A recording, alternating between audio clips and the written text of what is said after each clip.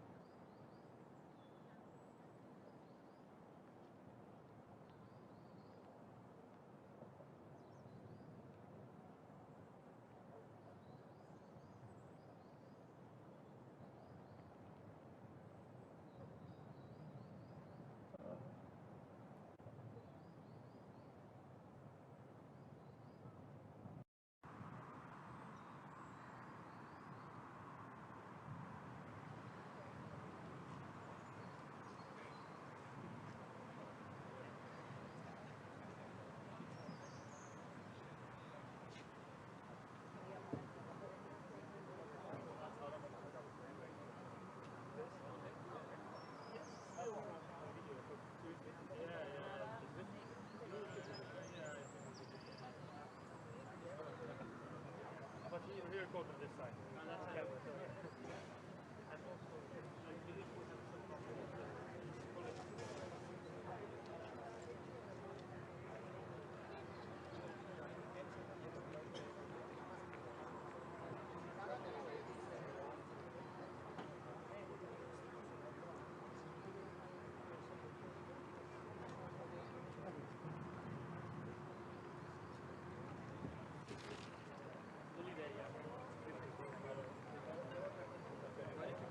Okay.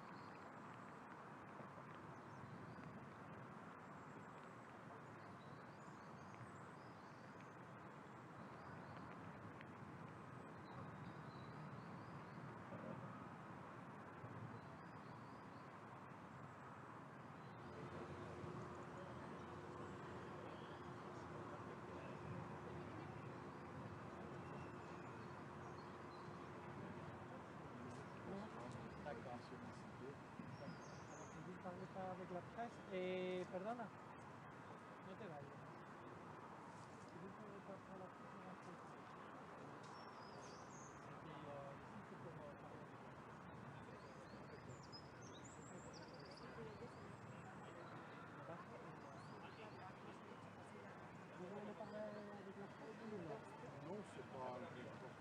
Non, d'accord. Le dirige por favor. D'accord. Soyez le bienvenu.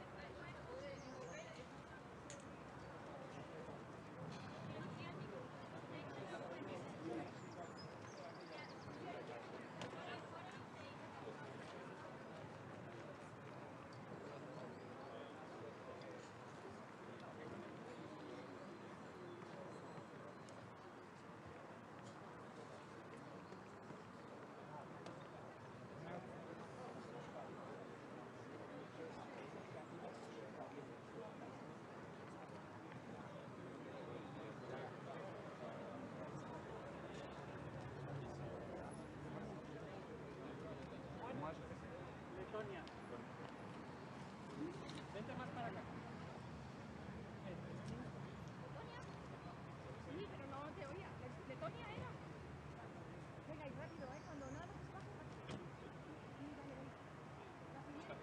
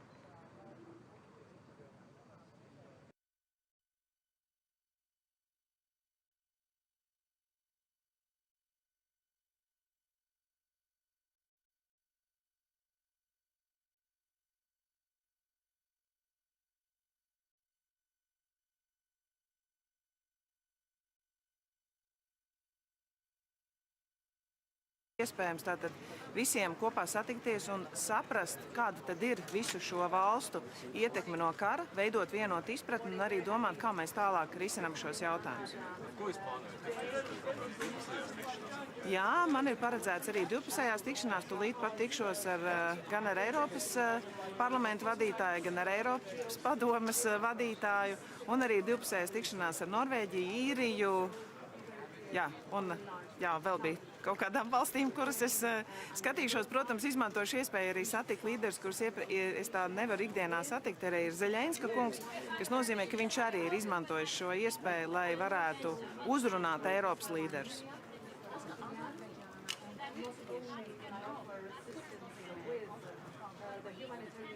Man ļoti žēl, ka Azerbaidžāna un Turcija nav izvēlējusies ierasties. Un skaidrs, ka šis formāts būs dzīvotspējīgs tik ilgi, kamēr līderi ieradīsies un apmeklēs šo formātu un izmantos iespēju arī runāt.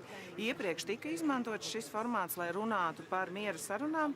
Es domāju, ka ir ļoti svarīgi tomēr arī Eiropas līmenī mēģināt būt par vidutājiem un atrast tādas miera sarunu formātu, jo tas jautājums ir ārkārtīgi jūtīgs šobrīd, bet mēs varam aicināt uz miera sarunām. Paldies! Not today.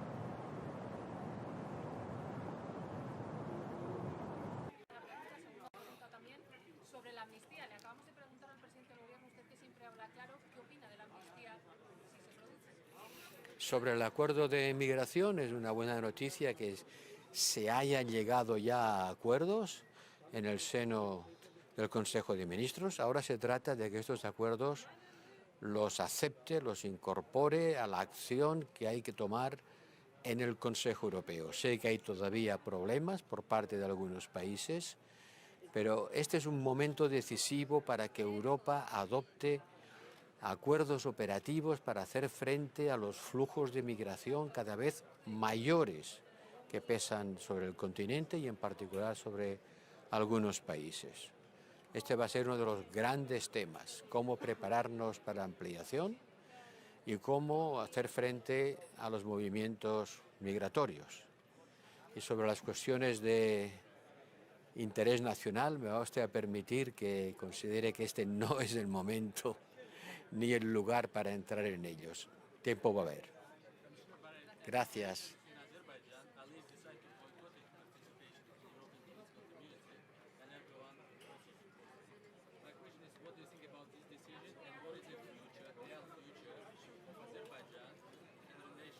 Es una pena que Azerbaiyán no esté aquí. Y es una pena que Turquía, que es el principal país que apoya a Azerbaiyán, tampoco esté aquí.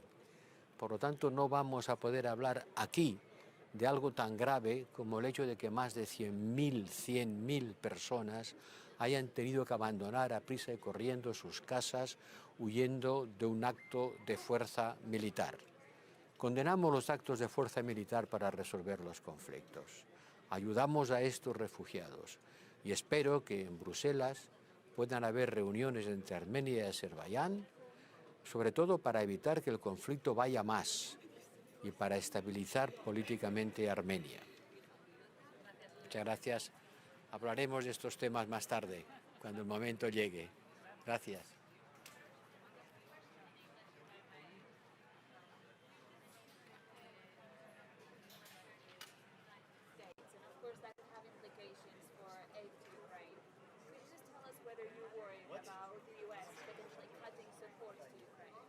Well, I was in Kiev.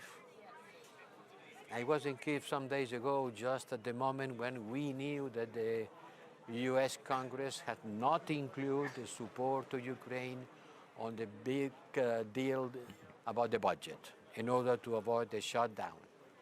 That was certainly not expected, and it's certainly not a good news. But I hope it's not going to be a definite position of the US.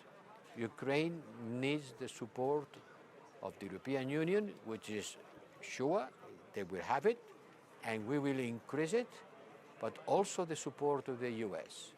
My hope, the hope of the Ukrainians, and I think that everybody that doesn't want Putin winning this war, is to look for the ways for the US to retake this issue and continue supporting Ukraine.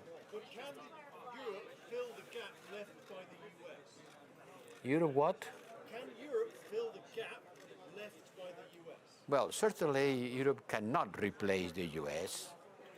Europe is increasing its support. In the table there are proposals for 50 billion euros for the civilian and economic side and 20 billion for the military side.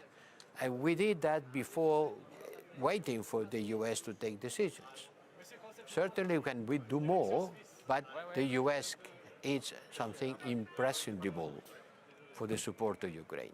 How does the government fit the agenda of the European Union? There's question marks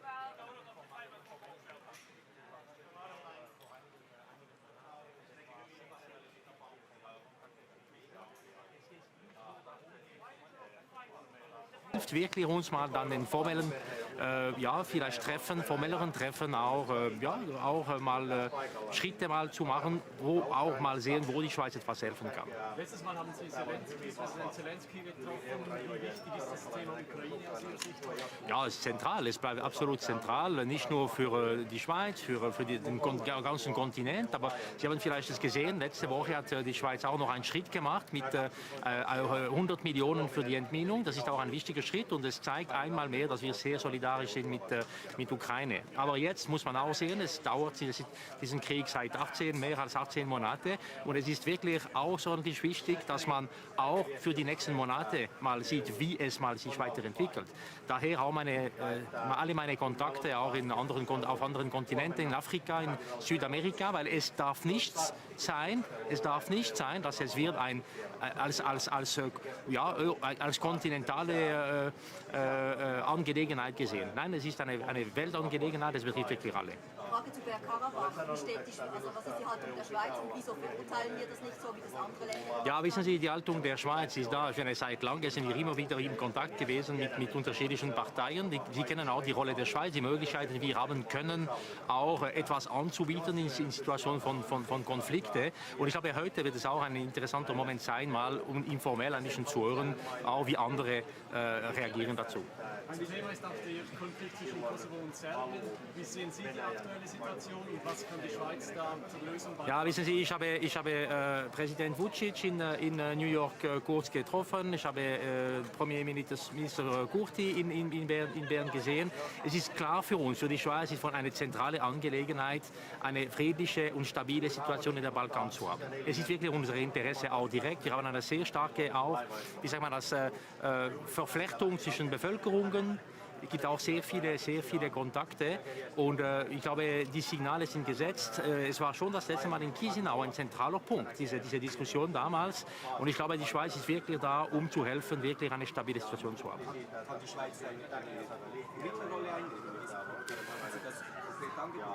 Ja, ich habe einfach in diese Kontakte immer wieder mal betont, was für uns wichtig ist, diese stabile Situation, dass es da wirklich auch gesprochen miteinander, es passiert auch und dass man versucht, auch eine Situation, eine Lösung zu finden, vor allem im Nordkosovo, für eine gute Integration von alle, eine gute Situation für alle die Leute, die auf dem Terrain einfach leben. Aber muss man auch sehen, die ganze Region hat und kennt eine schwierige Situation seit langem, das ist nichts Neues.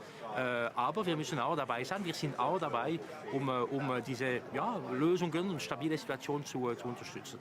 Es gibt mehrere europäische Länder, die hohe Sprachbarkeit Serbien sind und auch da Grenzen vor. Ja, es liegt nicht an mir, jetzt mal Punkte zu verteilen und zu sagen, wer wie zu denken hat. Ich glaube, wir müssen das reservieren und auch mal zusammen diskutieren mit den direkten Betroffenen und nicht hier. Ich danke für das Verständnis dafür.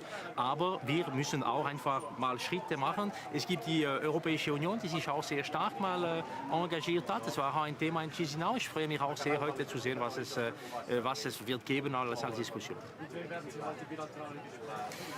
Ich habe einige bilaterale Gespräche, die vorbereitet sind. Die Liste habe ich nicht im Kopf. Es gibt sehr viele, aber vor allem die CPE, diese Treffen hier, die sind so wichtig für die informellen Treffen.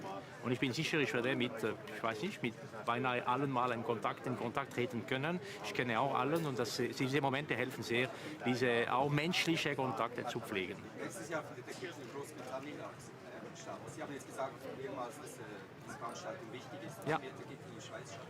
Ja, das werden wir noch sehen. Es wäre sicher eine gute Gelegenheit, mal für die Schweiz es zu organisieren. Aber wann, ist für mich zu früh zu sagen. Danke, schönen Tag. Thank you.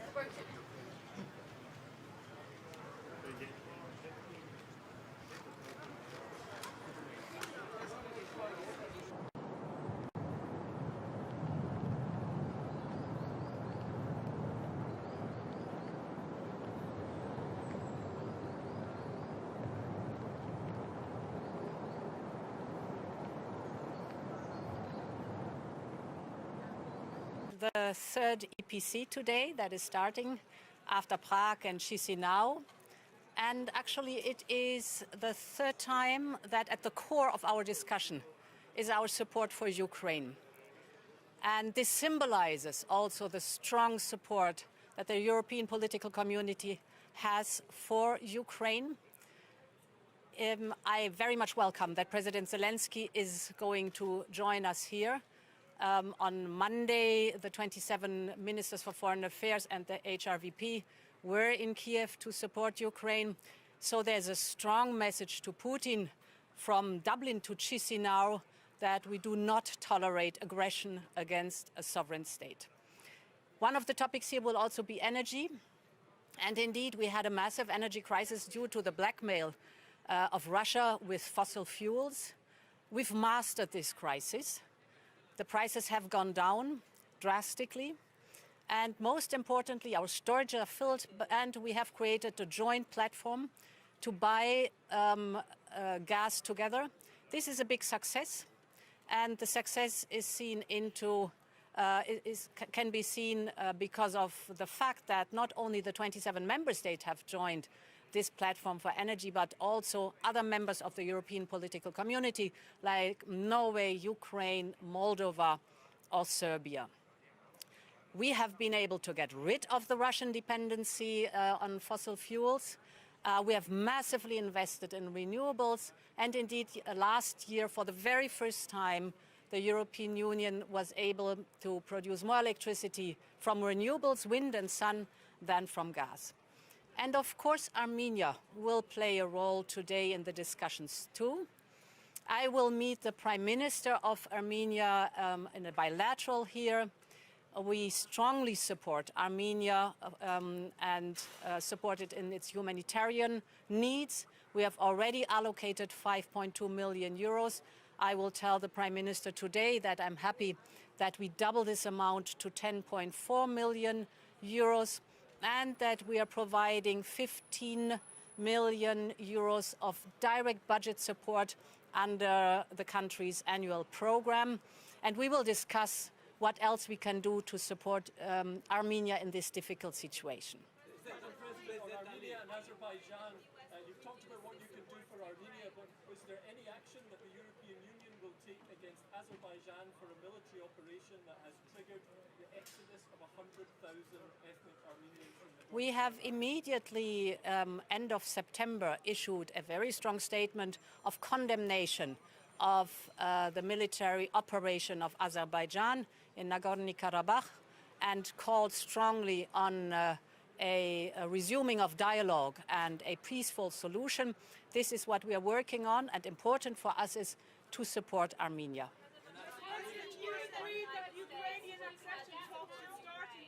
So we have been, it was very important that President Biden informed us at the beginning of this week what the support for Ukraine is concerned from the side of the United States. Here in the European Union, we're working on a package of 50 billion euros for Ukraine for the years 24 to 27. This is very important because Ukraine needs predictability and reliability in the direct budget support. As far as I oversee the situation in the United States, I'm very confident of support for Ukraine from the United States. What the United States is working on is the timing.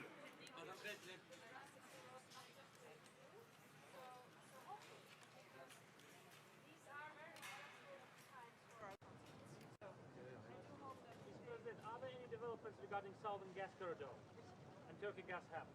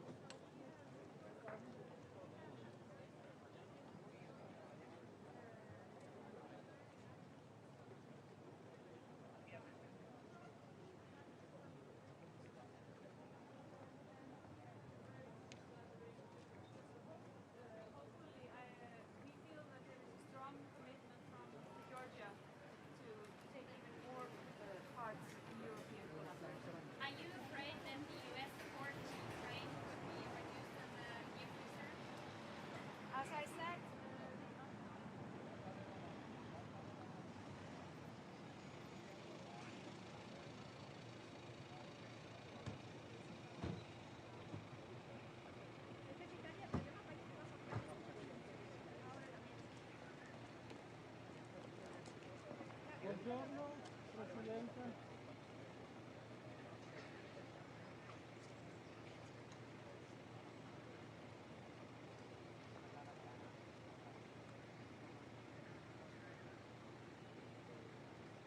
Buongiorno, Presidente. You're going to talk to the press? Yes? Okay. Benvenuto.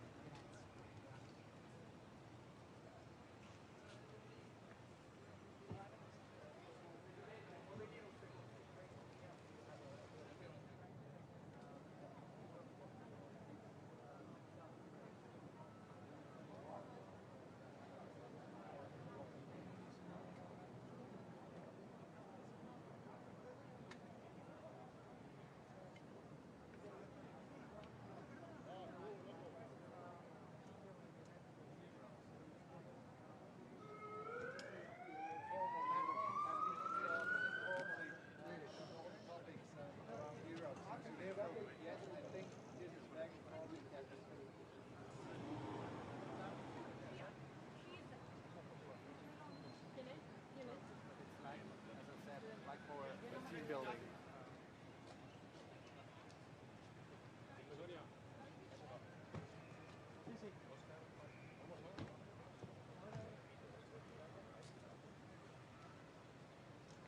Good morning. Hey, good morning. How are you?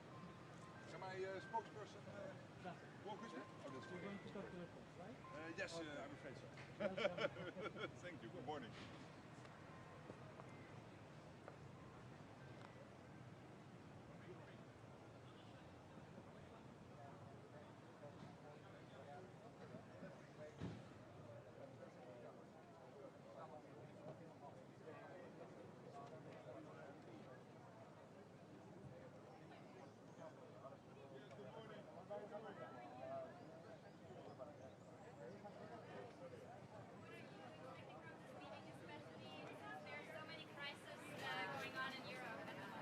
Well, I think it is good that we meet today, that we have this format with the European political community, because so many issues are bigger than just the borders of the European Union.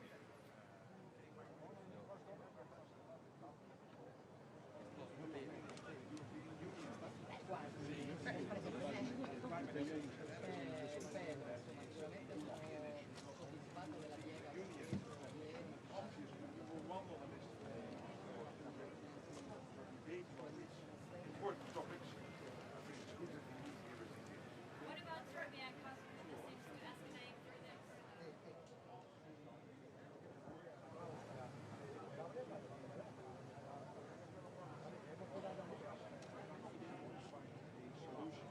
This seems to escalate for this. Mi hanno chiesto sul piano Mattei, spiegare.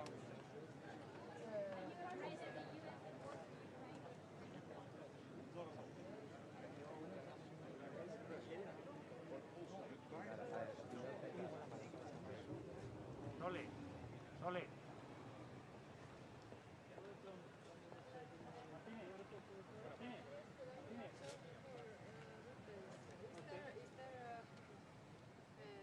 Ya vamos por detrás de prensa, ¿no? Detrás de prensa. Podéis esperarla si queréis tenerlo a la vista en las vallas. Y luego dice que hay otros puntos. Dice indicarle qué punto puede ir. Recogeré al final. You can welcome.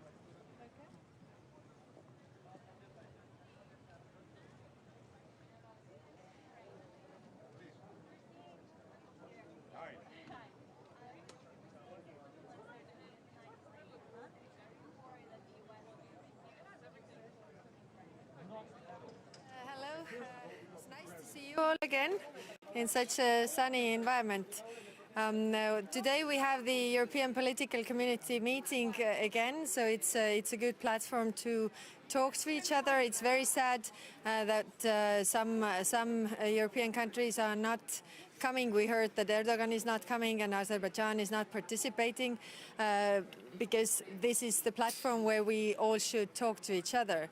So I am participating in the panel or roundtable on multilateralism and security.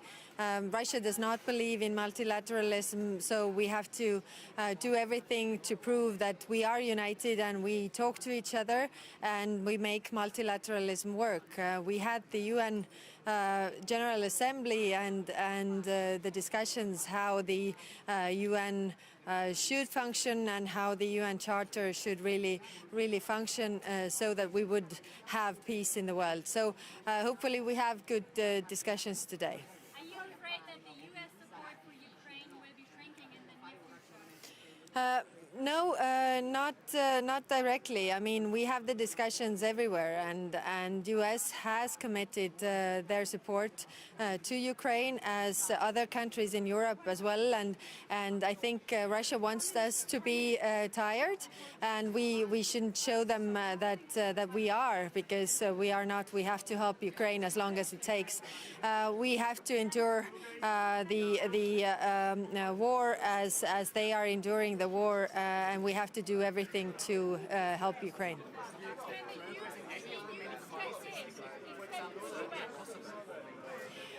Yes, these are very worrying tendencies that we have in Europe, and therefore these platforms like today could be good places to talk to each other. But unfortunately, I don't think that today we're going to see any positive results. But talking to each other in Europe is definitely bringing the tensions down. I didn't hear your question.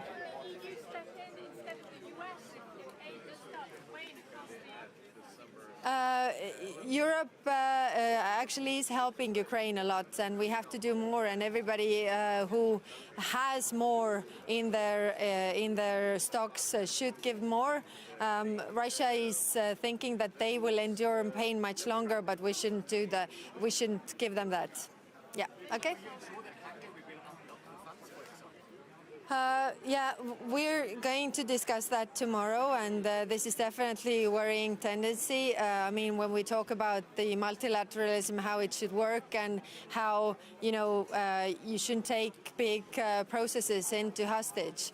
So what kind of tools are there really in order to listen to everybody, but not give them the veto rights in the way that you can block everything. But we'll see. We'll discuss this. Thank you.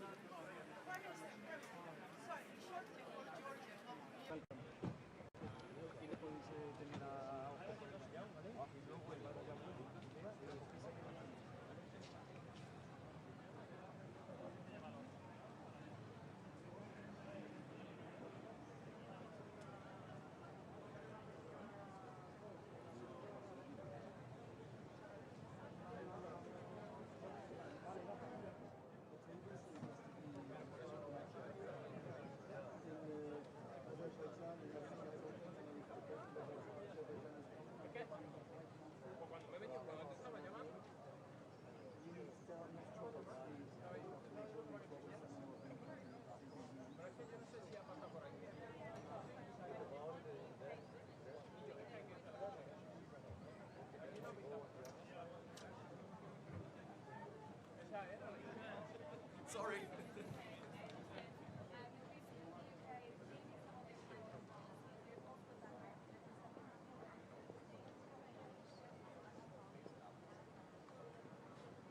Yes, very worried about it. You don't understand that you have 45 degrees in sugar. It's stable. The future of OSCE seems like you are chair of OSCE this year, because in fact, like OSCE shows for they have a regress with participation of Russia and Belarus, and they do not respect each other. Well, you know, we are chairing the OSCE organization in the most difficult year, as you are all aware. And our chairmanship is doing everything that the organization continues to be a valid and the most important security organization within Europe. We are aware, and you are aware, that there are challenges since inside the organization are as well in Russia and Belarus. And we are in constant communication in order to drive the processes towards a peaceful Europe. But in order to have a peaceful Europe, then the first thing what is needed is the stop of the war in Ukraine, and Ukraine to preserve its territorial integrity and to fulfill its goals of the people of Ukraine to have a democratic and sovereign country as they are. So we will continue until the end of our chairmanship to be a country which will take all the important opinions into consideration and to organize a successful summit by the end of the year. Do you think it's on the ministerial meeting in December? Russian?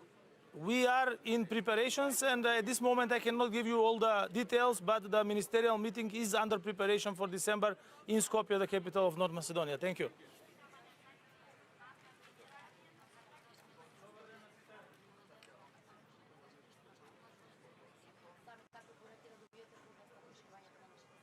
Па најпрвин, јас денес се представувам Северна Македонија, ново исклучително важен составок на Европската политичка заедница.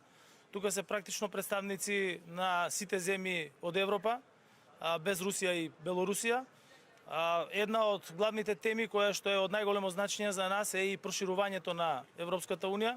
Вие знаете дека после долго време на агендата на Европската Унија е проширувањето. ќе разговараме нормално и на теми кои што се однесуваат и на дигитализацијата и на воведувањето на вештачката интелигенција, се со цел да се подобрат услугите за граѓаните, и тоа ќе биде една од работните средби на кои што јас ќе учествувам заедно со премиерите на Италија, на Франција, на Обединетото кралство и на низа други, на представникот на Европскиот парламент, на Европската комисија. Исто така значајно е што утре ќе биде одржан и неформален состанок на Европскиот совет, на кој што ќе се разговара токму на прашања кои што се значајни за нас, а тоа е пред се мирот и безбедноста во Европа, поддршката на Украина, но и проширувањето на Европската унија. Како што најави председателот на Европскиот совет Шарл Мишел пред повеќе од еден месец, веќе во рамки на Европската унија се води дебата во однос на подготовката на Европската унија за прием на нови членки од една страна и од друга страна процесите за пристапување кои што самите земји членки ги имаат со Европската унија. Ние мислам дека се наоѓаме во одлична позиција со оглед на тоа дека минатата година ги отпочнавме преговорите со Европската унија. Од друга страна, Европската унија има стратешки интерес и веќе отворен процес за свое прилагодување, кој што е паралелен процес во однос на тоа дека ќе треба да функционира во иднина со земји кои што имаат поголем број од сегашниот, што значи дека ќе постои динамика и на страната на земјите на кандидати за членство. Пред се тука мислам на земјите од Западен Балкан, вклучително и на Северна Македонија, меѓутоа и динамика внатре во Европската унија во однос на прилагодување на функционирањето со повеќе земји членки. Веќе е јасно на сите дека Германија и Франција имаат изработено работен документ кој што се однесува на кои се тие стратешки промени кои што треба да се направат. Јас тоа не можам да го коментирам во моментот, бидејќи се работи за работен документ кој што не е финален, и затоа ќе оставам тие да го комуницираат, иако го имам видено, и сметам дека тоа што стои како предлог во самиот работен документ е позитивно за нашата држава и за земјите од регионот.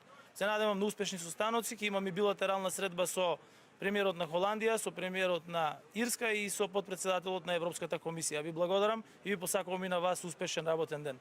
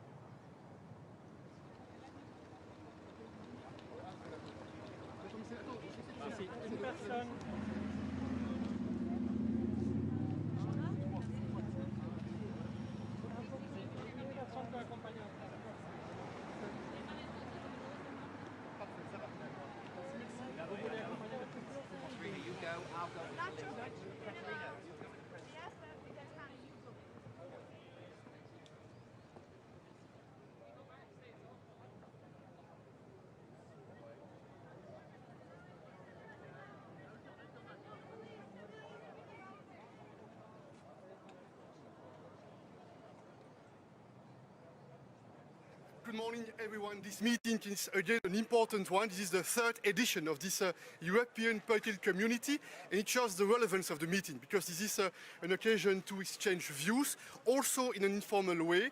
And there are many challenges for the European continent. Certainly the consequences of the war launched by Russia against Ukraine, important to reaffirm our solidarity with the Ukrainians. The energy sector is extremely important. That's why on the EU side we've decided to double our efforts for the renewable energy. We have decided to triple the efforts for the energy efficiency, and we are also working very hard, and such a platform can help to reduce the conflicts, to prevent the conflicts when possible, to reduce the conflicts and to address the difficulties we face. I am confident that again this meeting under the Spanish presidency will be the occasion to bring the European continent closer to common goals, stability, prosperity, security. It should be our common priorities. Cette réunion est une réunion importante parce que ça va être l'occasion pour beaucoup de leaders de se rencontrer, de discuter et de progresser ensemble sur des sujets qui concernent l'intérêt commun pour l'avenir du continent européen, les questions d'énergie, les questions liées à la connectivité, et puis certainement les conséquences de la guerre de la Russie contre l'Ukraine seront à l'ordre du jour. Et puis je pense que cette réunion est aussi l'occasion de multiples rencontres informelles pour tenter de prévenir un certain nombre de conflits, un certain nombre de tensions, de tenter d'apporter un certain nombre d'apaisements et de solutions. Thank you. Yes, please.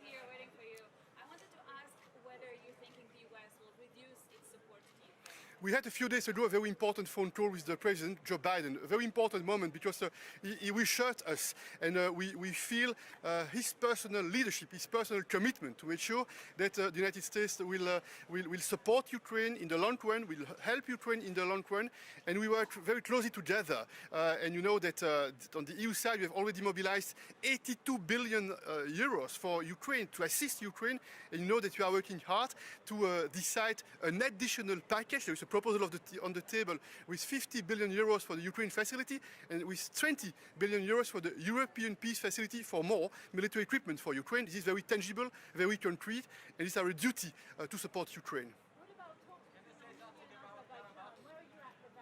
First point, we are shocked by this decision taken by Azerbaijan to use the military force. Is one first element. Second point, I had a phone call 2 days ago with the president of Azerbaijan, and he made very clear that they do not have territorial claim on Armenia. It should be set in a very vocal way, I think, to make sure that there is the mutual recognition for the territorial integrity. It's my second point.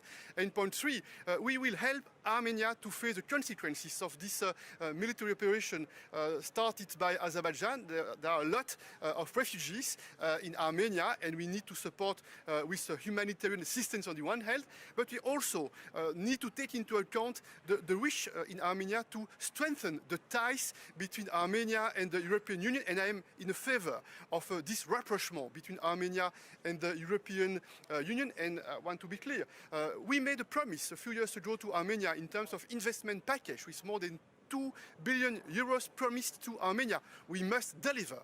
We cannot procrastinate. We must deliver. Armenia needs our support. Sorry?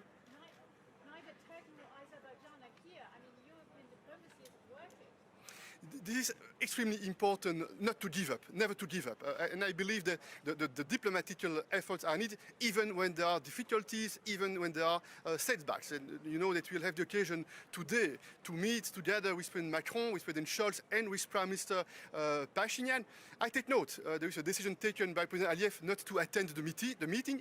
I take note, but we do not give up, and we are absolutely convinced that this is our interest within the EU to have a stable and prosperous Caucasus. And you know, before we start at the EU level the mediation, we were not very active and present in that region. With this EU mediation effort, it means that we are defending our interests, we are promoting our values in that region. It is what we need to do. The European Union is a fundamental political project. We need to protect and to defend the interests of our citizens, and the interests of our citizens, this is very clear, this is a stable and prosperous neighborhood, including in the South Caucasus.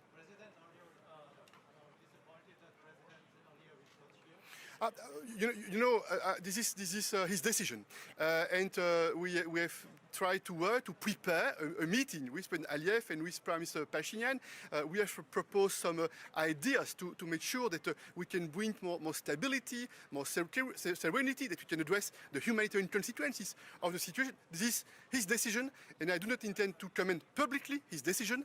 I will have the occasion to tell to him directly what is my feeling about the decision not to come. Mr. President, why Europe stayed silent for almost 30 years and 1 million displaced Azerbaijan people from Karabakh and Armenia, and is actively speaking now on behalf of Armenia? Do you think Europe can be a neutral mediator after that?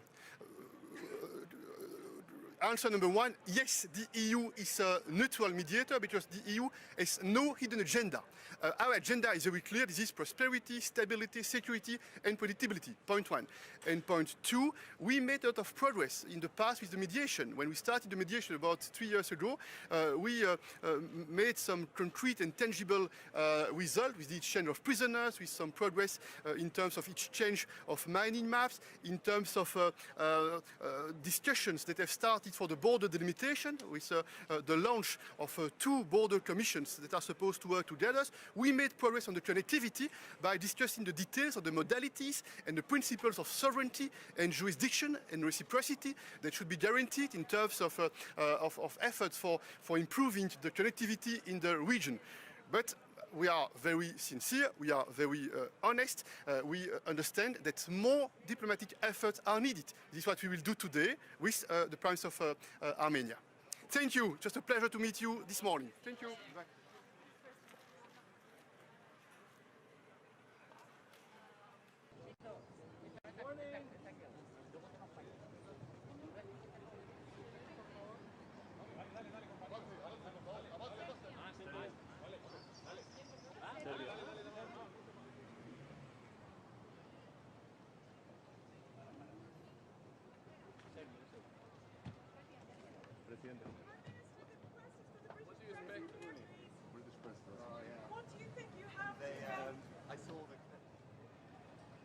Good morning. You want to talk to the press? Yes? Thank you very much.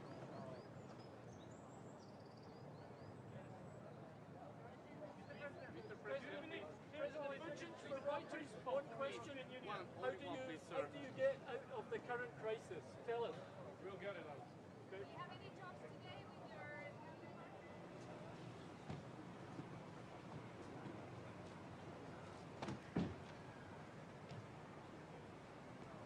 Good morning, Prime Minister. How are you? You want to talk to the press? Okay. Okay. Somebody say something with you? No es por detrás. ¿Vale? Por aquí le controláis todo lo que queráis por el vallado y cuando gire a la izquierda le esperéis ahí en la boca de... En la boca, ¿Vale? You want something from your team? Okay, good. Welcome. Gracias. I see your tank.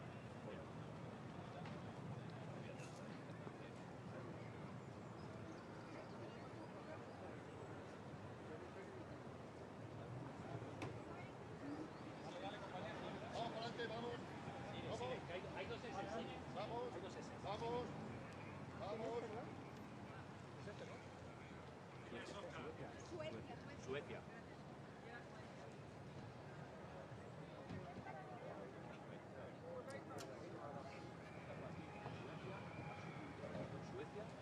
Presidente, ¿no? Presidente. Good morning. Good morning. How are you? Fine, thanks. Migration pact, and could it involve Ireland taking a quota of refugees from migrants from other countries? Yeah, we don't really have clarity on it at the moment. Some progress was made at the Justice Ministers meeting there the other day, but I haven't had a chance to study what's been agreed. I think, though, from Ireland's point of view, it wouldn't really be so much about taking a quota of refugees. You know, we've accepted a huge number of people in the last year or two, maybe 100,000 people from Ukraine and other parts of the world. So I think we're in a different place as a country now, really struggling to accommodate the numbers that we have. But certainly what it is about is a number of things, but one of those is more cooperation at European level and also securing the outer borders of the European Union so that we can put more control on irregular entries into the continent, which is important for us too. So is that, if we don't take a voluntary quota, that would mean paying into the fund, is that right? Yeah, that's an option. So you can have the option of accepting refugees who are in other parts of the European Union. So they're already in a safe place, or you can make a financial contribution. But realistically, where we are in Ireland at the moment is having accepted over 100,000 people from Ukraine and other parts of the world in the past 2 years. I don't think we're really in a position to accept more voluntary transfers, not until we get on top of the accommodation situation. I think people will understand that. That's not to say that we'll turn away people who come to Ireland. Of course we won't do that. But volunteering to take more people is a different thing entirely.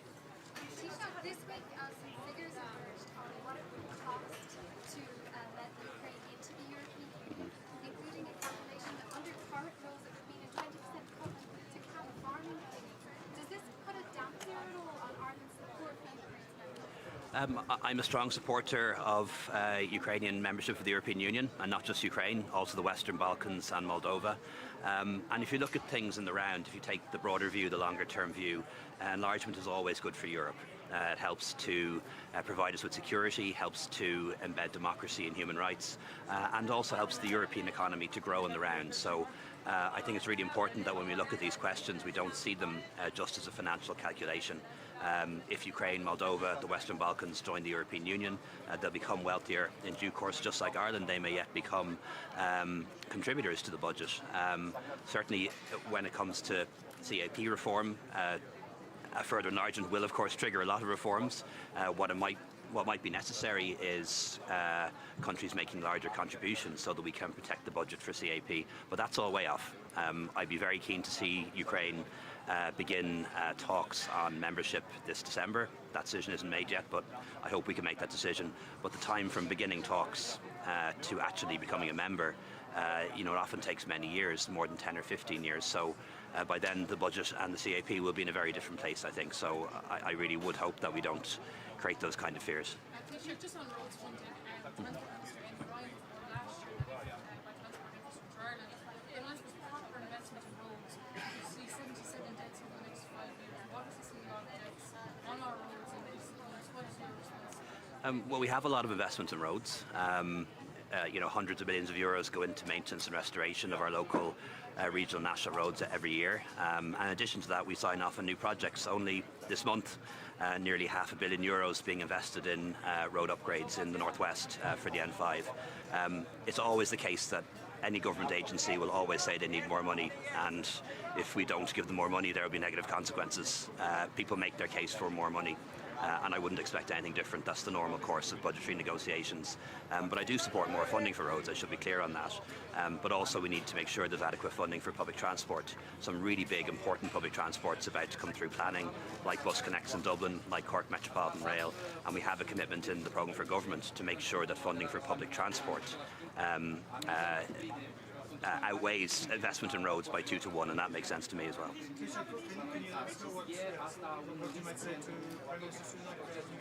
Yeah, well, look forward to meeting him. It's our second bilateral, although we have spoken on by phone a number of times.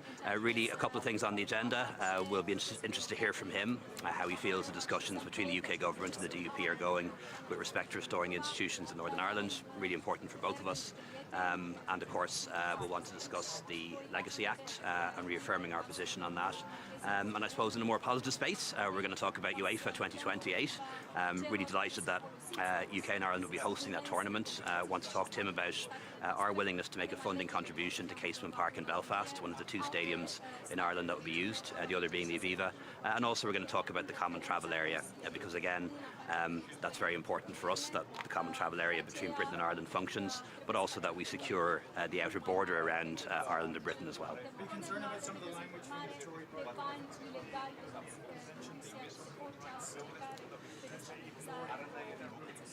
Yeah, I am, to be honest. The Britain and the United Kingdom that I love and admire is the country of the Magna Carta, the country that founded parliamentary democracy, and the country that helped to write the European Convention on Human Rights. And it does bother me to see the United Kingdom disengaging from the world, whether it's reducing its budget for international aid, whether it's leaving the European Union, and now even talking about withdrawing from the European Convention on Human Rights. That's not the Britain I know. We'll certainly discuss the issue of the UK legacy legislation. That's something the Irish government is very opposed to, and so are the victims' groups, and so are the 5 main parties in Northern Ireland. All agree this isn't the right approach, and we believe it is potentially in contravention of the European Convention on Human Rights, and certainly I'll be saying that to the Prime Minister. Very quickly on the budget, obviously, I think it will finalise over Ukraine. People expect additional support for their energy bills in the form of energy credits. So the detail of that hasn't been worked out, but look, what I can say is that people will get help with their electricity bills over the course of the winter. The detail of that has to be worked out. Electricity prices have fallen, but they're still substantially higher than they would have been 2 winters ago, and we understand that as a government, and we have the money to help people with those bills, and we will, but the exact detail is yet to be signed off on. Well, earlier in Northern, we've heard some concerns from Ireland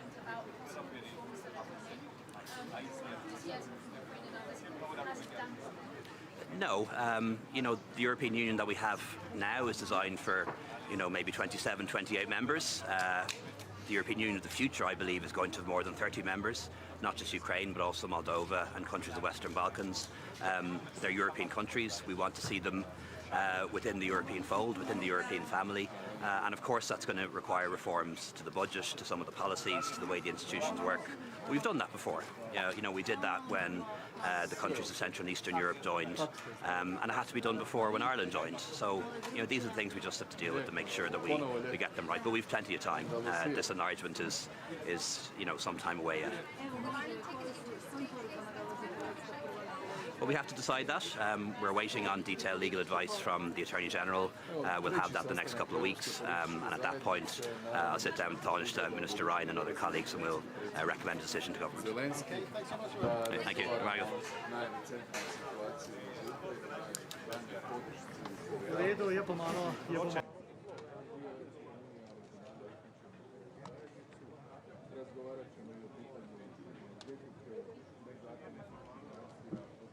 Skupnosti in danes se že kaže v resnici pomembnost teh srečanj, ker imamo prve zaplete. Če je bilo na prvem srečanju kot na medenih mesecih, se danes prvič soočamo s situacijo, ko lahko vidimo, kako pomemben je dialog. Kdaj se tega zavemo? Ko se nekdo umakne. In ravno umik, zelo obžalujem umik tako Turčije kot Azerbajdžana iz današnjega srečanja, ker mislim, da bi ravno tu morali nasloviti te izzive in to na čim širšem možnem nivoju. Tako da upam, da bo to ena dobra lekcija za naslednji, četrto srečanje in da takrat bomo vsi in se bomo o širših problemih evropskega kontinenta, ne samo Evropske unije, pogovarjali res v iskrenem in pa odprtem duhu. Govorili ste o tem napetostih v Gorskem Karabahu, danes se boste srečali oziroma govorili z armenskim premijerjem. Pa me zanima, kako bo Slovenija, tudi v bistvu kot bodoča članica, zdaj že opazovalka v varnostnem svetu, mogoče posredovala oziroma prispevala k rešitvi teh napetosti oziroma. Torej prvič prisegamo na dialog in dejansko morajo biti vse vpletene strani enakopravno zastopane v dialogu. Mislim, da je vključitev Turčije v tem primeru pomembna v ta dialog o rešitvi tega vprašanja. Drugič pa na prvem mestu želimo zagotoviti varnost ljudi in to je prva stvar, ki bi si jo morali prizadevati, šele potem pridejo politične rešitve. Vrstni red bi moral biti znan in verjamem, da bomo tudi ne samo kasneje v varnostnem svetu, ampak tudi danes zastopali to stališče. Še glede Kosova, Srbije je tudi pomemben dialog. Kako bo tukaj Slovenija? Kje vidite rešitev po teh zadnjih napetostih? V bistvu se gre kar iz krize v krizo. Rešitev je vedno enaka, ostaja ponovitev volitev, poziv vsem, tudi srbski manjšini, da na volitvah sodeluje in da se izvoli legitimne oblasti v teh 4 občinah, potem pa da se išče rešitev za avtonomijo. Vendar najprej ponovitev volitev. Vse to, kar se je dogajalo v zadnjih tednih, je pa obsojanja vredno in prav je, da tudi mednarodna skupnost obsodi posameznike, ki so v resnici spodbujali do tega, da prije do eskalacije, v tem primeru tudi oboroženih spopadov. In tudi Slovenija ostro obsoja posameznike, ki so pri tem sodelovali oziroma vodili te procese. Pa podpira tudi sankcije proti Srbiji oziroma O tem še nismo razpravljali, bomo videli, kakšna bo danes debata. Mislim, da moramo biti pri tem previdni, konsistentni in vztrajni. Dajmo začeti pri posameznikih, dokler se ne razčisti, dajmo pomiriti, se pravi deeskalirati situacijo in iskati trajno rešitev. Ne verjamem, da sankcije same po sebi lahko pripeljejo k trajni rešitvi. Če bo potrebno in če bo za to obstajalo enotno stališče, se bo Slovenija pridružila. Ni pa nujno, da je to prvi in edini korak. Gospod premier, še kratek skok na domač politični parket. Zakaj ste se odločili za rekonstrukcijo vlade zdaj in pa kaj sta recimo glavna očitka ministroma? To ni rekonstrukcija vlade, gre za 2 ministra, ki sta prišla na moj predlog iz Gibanja Svobode. Žal sem ugotovil v zadnjih tednih, da ne uživate več mojega zaupanja, razlogi so različni. Jaz sem oba ministra s tem seznanil in zdaj je predlog za razrešitev oziroma minister Brežan je odstopil, ministrico Šinkovo bomo pa razreševali v parlamentu.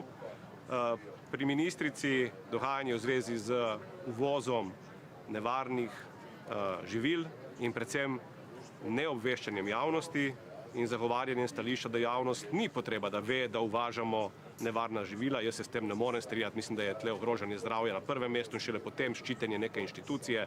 Zato je prav, da ministrica sprejme ne samo subjektivno, ampak objektivno odgovornost v tem primeru. Pri ministru Brežanu bi si pa želel, da bi po poplavah nekoliko boljše organiziral delovanje svojega ministrstva na tem delu, ki se tiče izplačila sredstev občinam. Žal je na tem področju tako ali drugače postalo ravno njegovo ministrstvo ozko grlo. To ne pomeni, da sanacija ne teče. Sanacija teče nemoteno, lahko bi pa prišlo zdaj do finančnih zamaškov in moramo biti pri tem bolj učinkoviti. Kako komentirate odločitev ministrice, kmetijske ministrice, da ne bo odstopila, ampak da bo počakala na razrešitev v parlamentu? Vsak ima pravico, da se odloča. Meni je včasih nenavadno, kako novinci v politiki kar naenkrat postanejo sami sebi namen, ampak bo parlament o tem kaj več povedal. Pa še glede ministrice Ajanović-Hojnik, ste jo še podpirate in pa ali ste dobili vsa pojasnila glede očitkov, ki so v javnosti? Da, ministrica ima še vedno mojo podporo, verjamem pa tudi, da bo tako pristojnim inštitucijam kot javnosti znala ustrezno pojasniti vse to, kar se ji očita. Jaz si želim, da bi bili ti očitki čim hitreje pojasnjeni in potem tudi vsi dvomi ovrženi, zato da ker ima ministrica pred sabo res ogromno nalogo in bi si želel, da se ta naloga čim prej izpolni. Ker ravno omenjate to nalogo, bo še naprej glavna pogajalka s sindikati? Ostaja, je pa res, da je zadnje čase precej zasedena in zato bo mogoče v nekaterih fazah tudi namesto nje vskočil kakšen namestnik ali namestnica, ampak pogajanja se ne ustavljajo, ne glede na trenutne aktivnosti ministrice. Mogoče še vprašanje glede Ukrajine, sploh v luči dogajanja v ZDA, kjer je pač ta 6 milijardni paket pomoči izpadel iz zakona o financiranju, pa me zanima, vojna traja dlje, kot smo vsi pričakovali. A čutite oziroma se bojite, da bi ta pripravljenost pomagati Ukrajini ali z orožjem ali finančno pač splahnela v državah zaveznicah? Dejstvo, da dlje ko bo trajal spopad oziroma vojna, manjša bo pripravljenost, to je dejstvo, ki ga poznamo od začetka. To ni nekaj novega, zato se tudi tako čaka, kakšen bo razplet pred zimo in čas se izteka. O tem govorimo že ves čas. Dejstvo je, da bomo o Ukrajini govorili jutri na nivoju Evropske unije prav glede finančnega paketa, ki naj bi se potem potrjeval decembra in tukaj bo treba biti enoten. Slovenija bo podpirala vse enotne ukrepe kot do sedaj, se pa kaže pri nekaterih članicah že, bom rekel, soliranje, zagovarjanje lastnih interesov. Jaz upam, da bo prevladal vseeno interes skupnosti, je pa težko prejudicirati, kaj se bo pokazalo. A vidite, še neposredno vpliv dogajanja v Ameriki, recimo V tem trenutku še ne, v prihodnjem letu pa zagotovo. Če se bo pa pokazalo okno, časovno okno, v katerem bo možno iskati ali premirje, še bolj pa trajen mir, je pa Slovenija že na začetku podprla mirovno formulo predsednika Zelenskega in tudi kot članica Varnostnega sveta bomo zagovarjali, da je treba dati miru priložnost, kadar se le da, vedno in pred orožjem. Tako da mogoče bo pa tudi dogajanje v Združenih državah pripomoglo k temu, da se bo pogovorom za mir dalo več priložnosti. Bo Slovenija postrajala v tej podpori med tistimi, ki bodo zašle na svoje, recimo, egoistične poti? Slovenija nikoli ni bila egoistična država v zunanji politiki in tudi tokrat ne razmišljamo o tem, ravno obratno. Kot majhna država se zavedamo, kako pomembna je enotnost mednarodne skupnosti, če želimo, da vsi skupaj živimo v blaginji in miru. In zato bomo to podpirali do konca. Hvala lepa.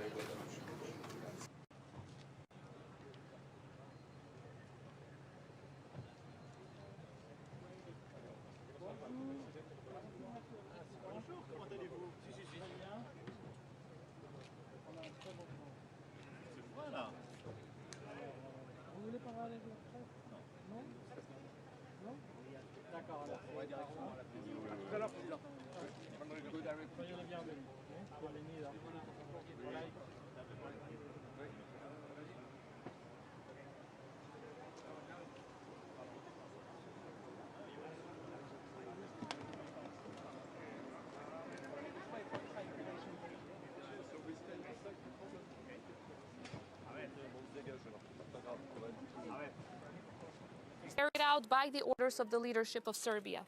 Do you expect any message from the Spanish government?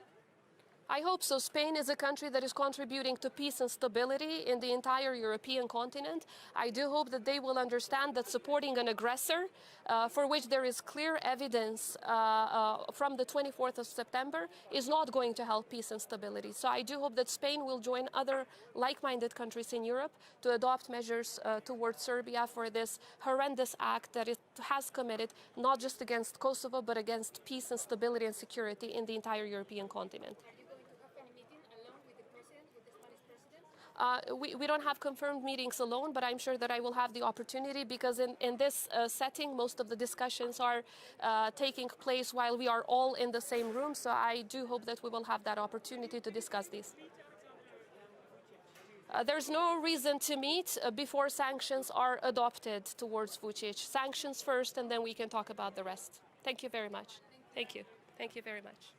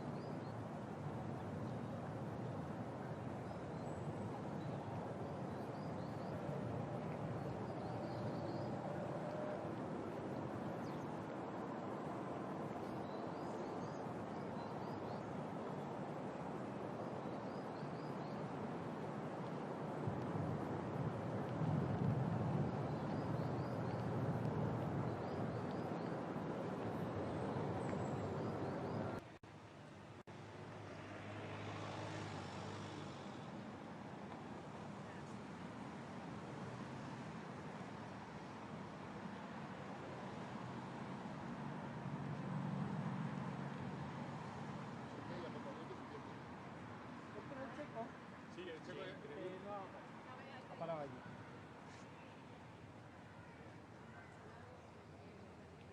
No, abajo. zafado ahí, yo creo, ¿eh?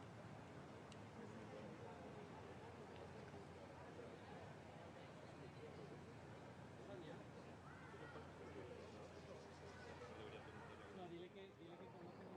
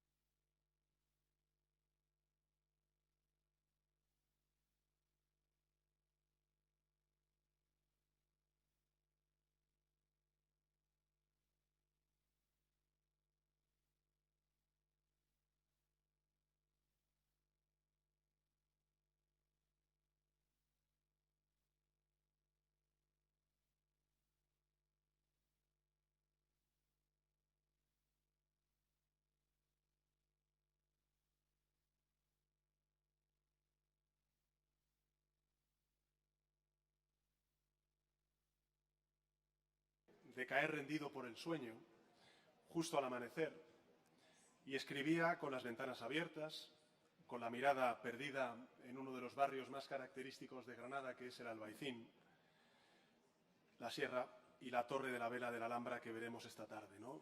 Aquí escribió obras como las de Yerma o Bodas de Sangre, y nacieron de aquellas noches de insomnio en esa casa conocida como la Huerta de San Vicente. ¿Por qué os cuento esto? Porque hace 87 años que este gran poeta, Federico García Lorca, uno de los más grandes de la historia de la literatura de España, fue cruelmente silenciada su voz cuando aún le quedaba una larga vida por delante. Le asesinaron muy joven. Y de todos los futuros posibles que le arrebataron a él y a la generación que él representaba entonces, sin duda el compromiso con una Europa unida y en paz, que no llegó por desgracia a ver en vida, es el más plausible de todos. Así lo anticipa su obra. Si tenéis ocasión de poder leer algo de su obra, lo veréis. Es todo un grito de libertad, de concordia, de compromiso con la dignidad de los más vulnerables. Un canto de esperanza contra todo tipo de violencia. Hoy esa violencia golpea de nuevo el corazón de Europa. Cuando creíamos haber desterrado para siempre el espectro de la guerra de nuestro continente, nos enfrentamos a un conflicto brutal en términos de vidas perdidas, de devastación. Un conflicto que amenaza, querido Volodímir, la estabilidad y la seguridad global, y también tiene un impacto económico que trasciende los límites de nuestro continente, como bien sabemos, y cada vez que tenemos ocasión de poder reunirnos con líderes de otros continentes. En la última cumbre de esta Comunidad Política Europea, celebrada en Moldavia, la presidenta Sandu recordaba que el conflicto en Ucrania se libraba a tan solo 20 kilómetros del lugar en el que nos reuníamos entonces. Hoy no son 20 kilómetros, como bien sabéis, sino 4.000 kilómetros de distancia entre Granada, entre esta ciudad, y la capital de Ucrania, Kiev. Y sin embargo, también hasta aquí han llegado cientos de refugiados y refugiadas que huían de las bombas de Ucrania. A mi juicio, queridos colegas, hay un gran simbolismo en este hecho. Y es que a pesar de la enorme distancia, incluso física, que nos separa, nuestra vocación, querido Volodímir, de unidad frente a la agresión rusa es aún más firme. Lo es nuestra voluntad de cooperación frente al imperialismo de Putin, lo es nuestra apuesta por el diálogo, por la paz, por la estabilidad y por la seguridad de Europa, frente al uso injustificado de la fuerza. Y este foro, esta Comunidad Política Europea, es expresión de un afán compartido, y es colaborar para construir la Europa del futuro, sea cual sea nuestra posición en el continente, seamos o no miembros de la Unión Europea, como también, por diversas razones, otros países que hayan elegido otro camino distinto al de la integración europea. Esa Europa del futuro, yo creo que solo puede levantarse sobre los cimientos de la seguridad, de la estabilidad y de la prosperidad. Y por tanto merece la pena reflexionar estratégicamente cómo vamos a hacer sobre cómo consolidarlos, especialmente en un momento crucial como el que estamos viviendo. Nos une, creo que, la común aspiración de abordar en este espacio flexible e informal los grandes desafíos a los que se enfrenta Europa, desafíos que no se detienen ante fronteras ni entienden de arquitecturas supraestatales, porque su impacto recorre nuestro continente de un extremo a otro.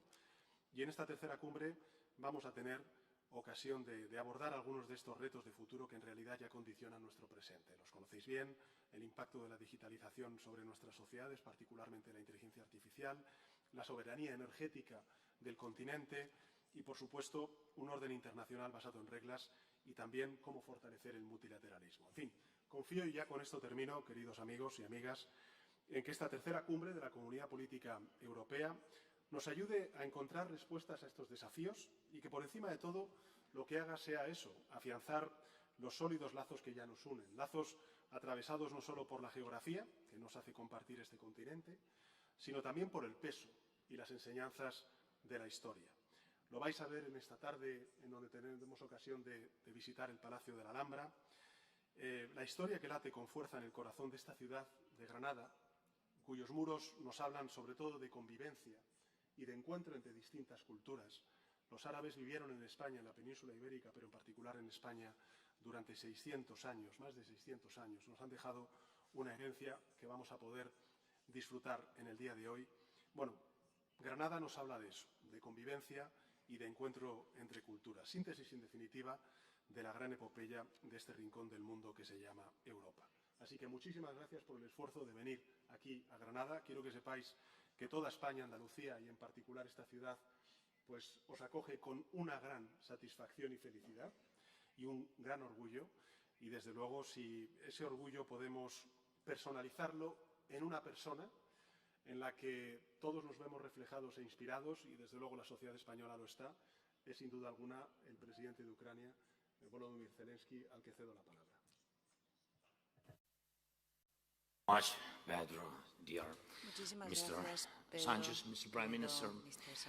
Thank you for your kind words about us, our people, about Ukraine. Thank you, everybody, for your support. Dear colleagues, each of us represents Europe, and we may have our own views and sometimes different opinions on European issues. It's normal, but still we all are Europe. And it's not just about geography. It's about history, morality and security that we share. This is the unity that has no right to become weakened, because Europe should not be a ruin. You know, this Tuesday I visited Kharkiv region in eastern Ukraine, and at least 1,200,000 residents there in Kharkiv. And the distance from the city to the border with Russia is less than 40 kilometers, or less than 3 minutes of flight time for an S-300 missile, which the Russian army uses to terrorize Kharkiv each day. And thousands of facilities have already been destroyed by such missiles. Houses, schools, universities, churches, power plants, transport. But Kharkiv, wounded by this terror, herido por este terror, por los escombros causados por los misiles, pero están vivos. Hacemos lo que podemos para ayudar a las personas, mantenemos las actividades sociales, económicas, mantenemos el funcionamiento de todas las instituciones claves, todos los niveles de la administración, el sistema de educación, especialmente en Kharkiv. Y la mayor parte de los niños estudian en línea hasta que podamos tener un sistema de defensa aéreo que funcione plenamente operativo. Los niños no pueden ir a las escuelas, pero han encontrado la solución. 65 clases con más de 1.000 niños reciben enseñanza del modo habitual, igual que en las escuelas de los demás países, pero en el metro, en el subterráneo. Son clases, aulas, con todo lo que necesitan los niños, con todo el equipo necesario, con conexiones wifi, pero en el subterráneo, en el metro, bajo tierra. Es 2023 y estos subterráneos son la única opción para que los niños puedan ir a la escuela de un modo seguro. Eso es lo que significa ser vecinos de Rusia. Pero no es solo nuestra vecindad, es la frontera de Europa. Y la propaganda rusa ya ha hablado de cuáles son los próximos objetivos de la agresión. Objetivos, esa es la palabra.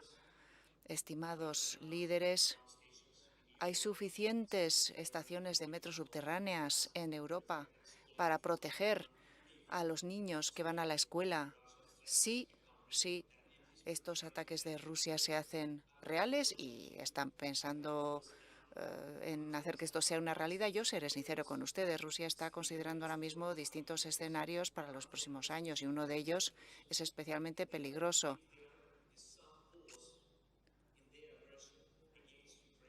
Si hay una pausa en la agresión contra Ucrania, si hay un congelamiento, va a ser un nuevo momento crítico.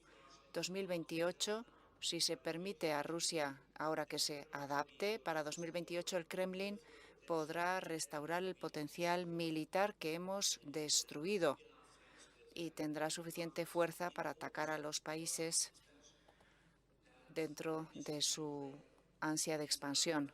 Además de Ucrania, desde luego son los estados bálticos y otros países donde están presentes contingentes rusos.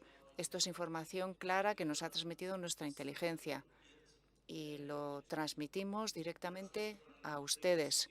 Rusia está intentando un congelamiento de la situación para adaptarse y para pasar a la siguiente fase. Recuerden ustedes que el enemigo más peligroso es el enemigo que se prepara para la siguiente fase basándose en las conclusiones actuales. Tienen la ambición de ganar más espacio con una ansia imperialista y quieren luchar contra las democracias, los países libres, quieren romper la unidad europea.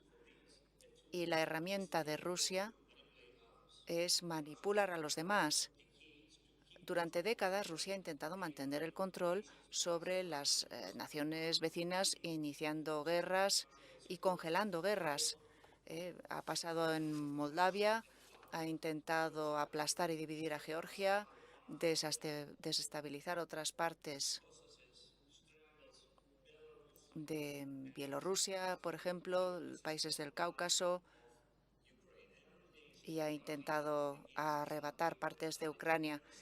Todos los países que han sufrido de alguna manera la interferencia de Rusia o incluso su invasión, todos tenemos que mantenernos juntos en esta cooperación especial y con una relación especial entre todos en la Unión Europea. Todos necesitamos un formato para el apoyo a estas naciones cuya supervivencia Rusia ha intentado destruir.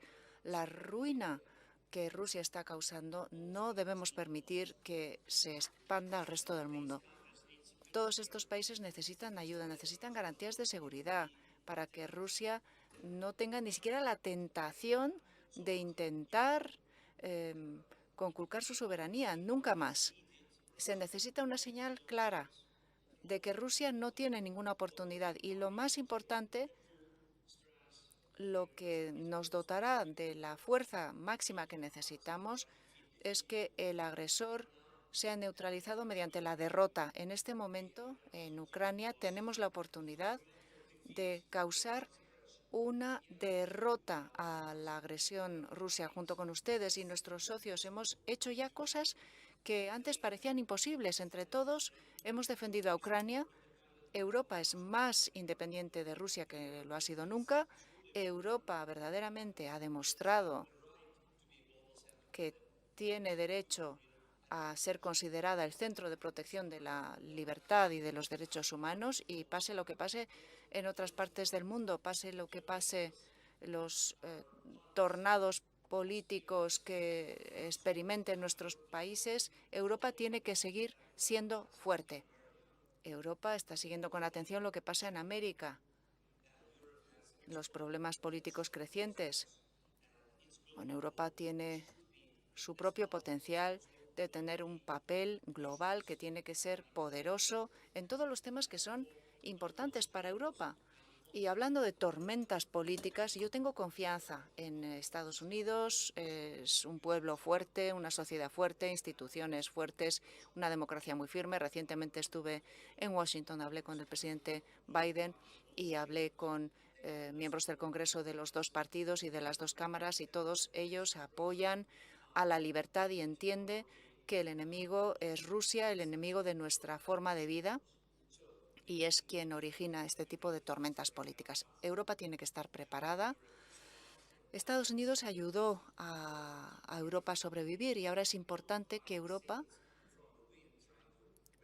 no arríe las velas, que Europa afronte esta tormenta en estos tiempos turbulentos para seguir defendiendo entre todos nuestro espacio común de libertad junto con los Estados Unidos. Este apoyo mutuo en estos momentos tan difíciles de estas turbulencias de seguridad, pues ahí es donde vemos el verdadero significado de la asociación transatlántica.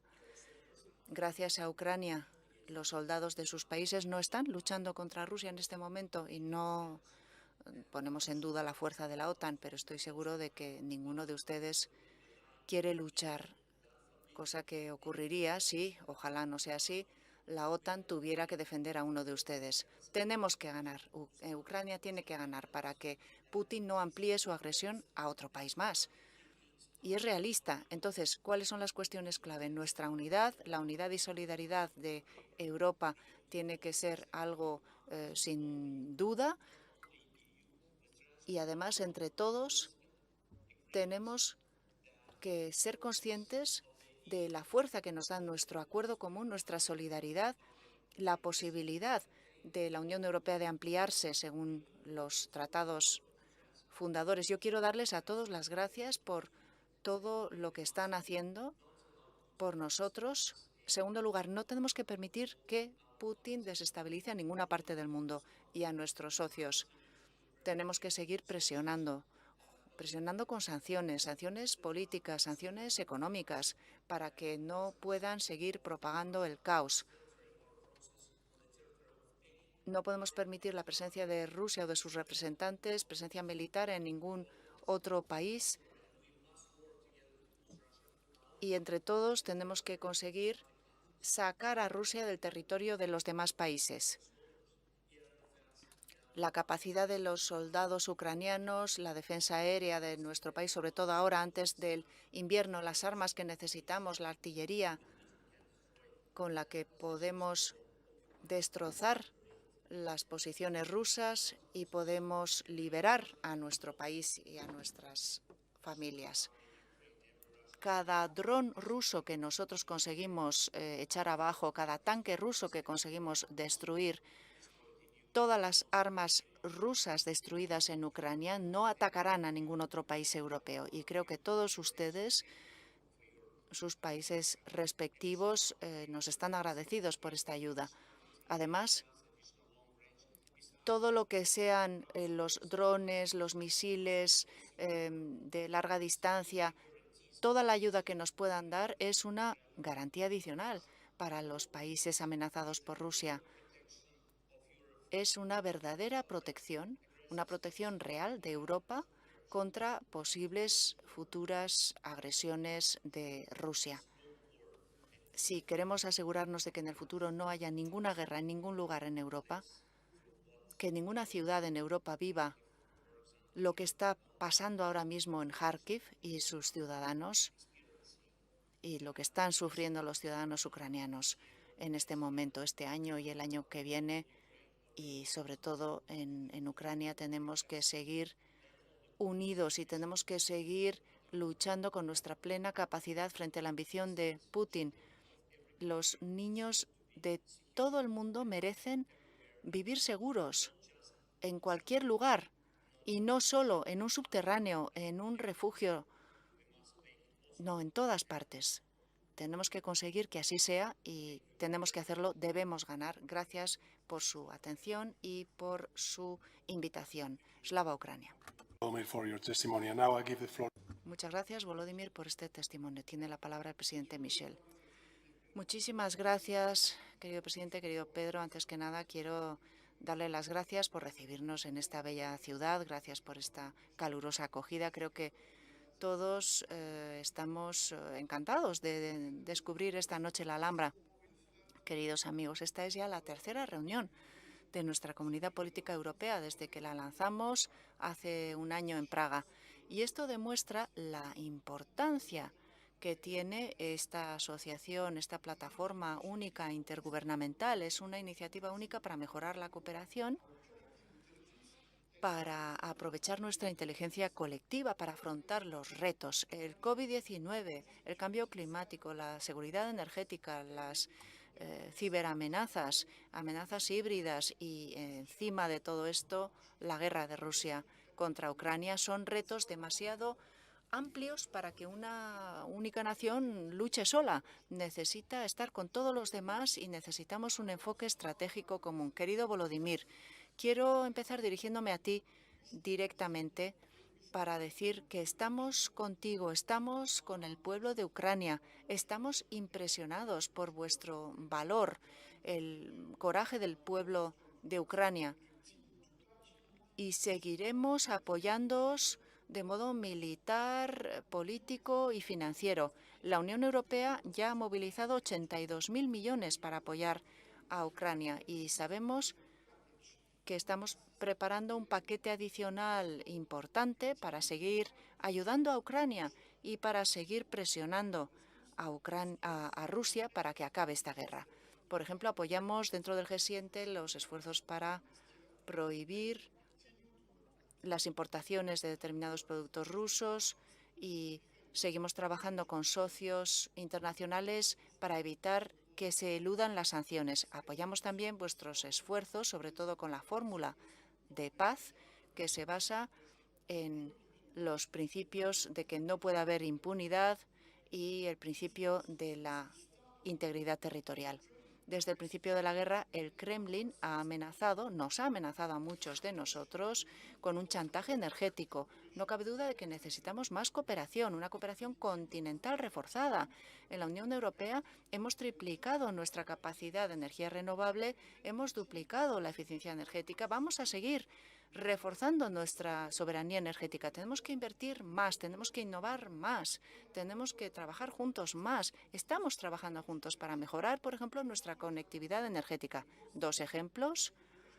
La cooperación del Mar del Norte mejorará el funcionamiento de la energía eólica y hay otros proyectos también en este sentido. La migración, que es un reto global difícil, pero es un reto que tenemos que afrontar juntos. Tenemos que conseguir más cooperación entre nosotros, en la Unión Europea, en Europa, y más cooperación con países terceros. Y agradezco la propuesta del primer ministro británico Sunak de que trabajemos todos juntos en este tema tan importante. Vamos a seguir colaborando con los países de origen y de tránsito para conseguir cerrar las rutas de migración ilegal. Tenemos que detener a los traficantes de personas. No pueden ser ellos los que decidan quién viene a Europa. Tenemos que desmantelar las redes criminales y para eso vamos a necesitar un enfoque más intergubernamental en el ámbito de la justicia, de la policía, luchando contra la migración ilegal, pero por otra parte necesitamos también retornos más eficaces. Señoras y señores, yo estoy convencido de que esta plataforma, la Comunidad Política Europea, puede desempeñar y debe desempeñar un papel importante en la mitigación, difusión de los conflictos y de su disolución, también entre Serbia y Kosovo, porque los conflictos no son solo un problema para aquellos que están directamente implicados, son un problema para la región, son un problema para el continente. Tenemos que utilizar esta plataforma única para conseguir más confianza entre nosotros, más paz, más estabilidad, más previsibilidad. El mundo está mirando al continente europeo. Algunos tienen la esperanza de que fracasemos, pero muchos tienen la esperanza de que lo consigamos. Nuestros ciudadanos quieren que seamos líderes en un cambio que nos lleve a mejorar la vida para todos y nos corresponde a nosotros demostrar que podemos conseguir la paz, la seguridad, trabajando juntos para que las 4 esquinas de nuestro continente se acerquen más. Y yo creo que esta comunidad es una visión para el futuro, una visión de una Europa unida, pacífica, estable y próspera. Gracias. Muchas gracias, Charles. Tiene la palabra la presidenta de la Comisión, Úrsula. Muchas gracias, queridos amigos, señoras y señores. Antes que nada, quiero dar las gracias a nuestro anfitrión, querido Pedro, presidente Sánchez. Gracias por invitarnos aquí. La Comunidad Política Europea es una idea, la idea de que la Comunidad Europea puede y debe diseñar su propio futuro. Estamos unidos, tenemos una geografía común, una historia común. Y esto ha marcado nuestros valores comunes, nuestras reglas comunes. Durante décadas hemos construido una arquitectura de seguridad basada en la Carta de Naciones Unidas y en el derecho internacional. Ahora esta arquitectura de la seguridad está bajo amenaza. Un miembro hables, el viento y el sol, que a partir del petróleo o el gas es algo bueno para el planeta, pero es que además está creando buenos empleos aquí en Europa, a la vez que conseguimos la independencia energética. Y mi tercera y última observación, Europa siempre ha sido un continente de pioneros y de innovadores. Y tenemos que seguir explorando las fronteras de la innovación, también en la inteligencia artificial. El potencial de la inteligencia artificial es inmenso en ámbitos que van desde la salud hasta la agricultura, pero tenemos que proteger a los europeos de los riesgos de una inteligencia artificial no regulada.